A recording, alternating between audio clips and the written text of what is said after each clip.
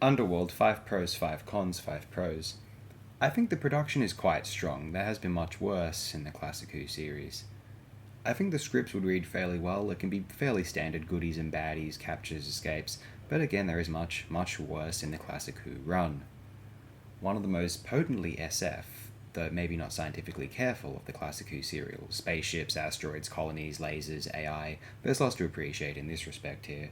I just like the look of the serial in general. No sterile, sanitized, cold, whitish sets, lots of grimy underground atmospheric interiors, and a memorable design for the presented antagonists. I find it fairly consistently engaging, not one I find too boring all that often. 5 cons. It can feel formulaic in the scheme of the Baker run, but I would argue it is better than much of the next 2 season serials. As mentioned, not at all dedicated to being scientifically accurate when employing speculative technologies.